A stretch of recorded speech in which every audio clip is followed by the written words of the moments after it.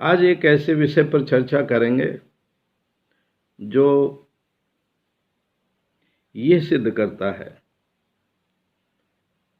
कि शिक्षा आपके जीवन में कितना महत्वपूर्ण है और शिक्षा के माध्यम से प्राप्त विद्वता तो अत्यंत महत्वपूर्ण है।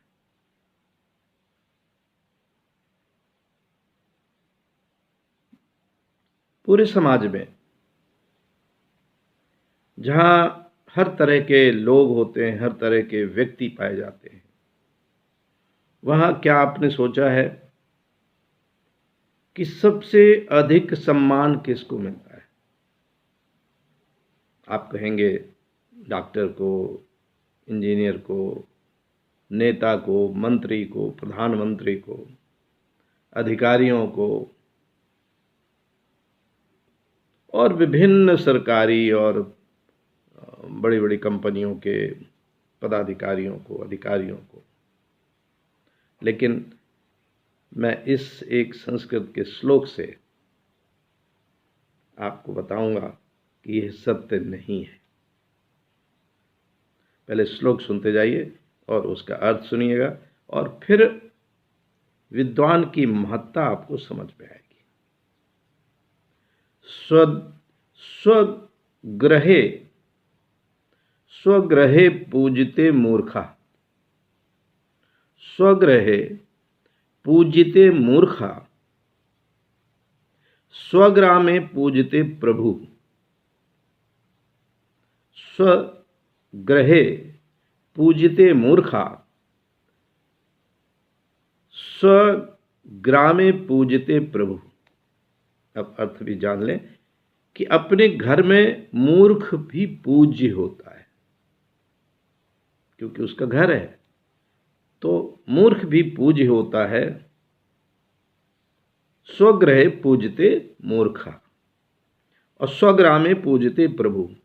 और जो मुखिया होता है, प्रभु यहाँ मुखिया से मतलब है वो अपने गांव में जहाँ का वो मुखिया होता है वहाँ पूज्य होता है। और श्लोक की दूसरी और अंतिम पंक्ति, स्वदेशे पूजते राजा, स्वदेशे पूजते राजा, विद्वान सर्वत्र पूज्यते। अब राजा भी अपने देश में पूजनीय होता है, पूज्य होता है। आप देखते होंगे जब पुराना इतिहास, जब राजा होते थे, बादशाह होते थे, तो वो अपने राज्य के क्षेत्र में पूज्य होते थे। उनको सारे सुख सुविधा उपलब्ध होते थे, लेकिन विद्वान सर्वत्र पूजते। विद्वान की स्थिति ऐसी होती है कि वो कहीं भी जाए, किसी भी समाज में जाए, किसी भी क्षेत्र में जाए, किसी भी देश में जाए, उसकी पूजा होती है, उसका सम्मान होता है, उसका आदर होता है। तो इसलिए आपको गांठ बांध लेना है, आपके समाज को चिंतन करना है, आपके देश को चिंतन करना है, राष्ट्र को चिंतन करना है कि विद्वानों की संख्या सर्वाधिक हो